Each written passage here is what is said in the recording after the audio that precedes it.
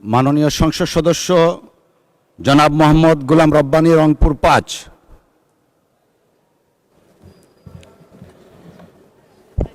বিসমিল্লাহির রহমানির রহিম।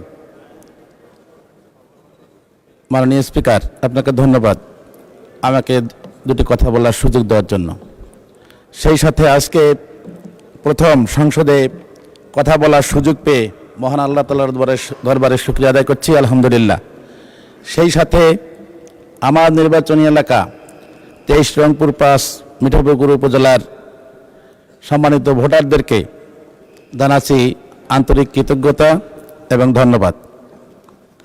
মাননীয় স্পিকার, আমার উপজেলা বাংলাদেশের বড় বড় উপজেলাগুলির মধ্যে অন্যতম একটি উপজেলা, যা ১৭টি ইউনিয়ন নিয়ে গঠিত। এই উপজেলার সীমান্ত ঘেঁষেই দিনাজপুর জেলার নবাবগঞ্জ উপজেলা, পাশে ফুলবাড়ী উপজেলা, বিরামপুর উপজেলা এবং হাকিমপুর উপজেলা, যা বাংলাদেশের সীমান্ত ঘেঁষা।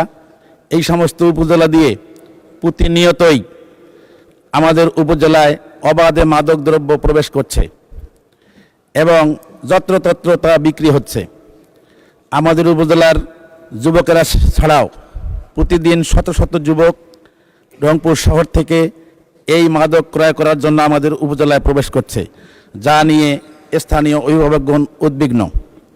এজন্য অনতিবিলম্বে আমার উপজেলার পশ্চিম প্রান্তে দুটি গুরুত্বপূর্ণ জায়গা, বালুয়া বন্দর এবং রানীপুকুর বন্দরের পাশে দুটি পুলিশ ফাঁড়ি স্থাপনের জন্য আপনার মাধ্যমে মাননীয় স্বরাষ্ট্রমন্ত্রীর কাছে আবেদন জানাচ্ছি। সেই সাথে মাদকদ্রব্য নিয়ন্ত্রণ অধিদপ্তরের একটি শাখা অফিস যাতে মিঠাপুকুরে খোলা হয়, সে বিষয়ে আবেদন জানাচ্ছি। ধন্যবাদ মাননীয় স্পিকার।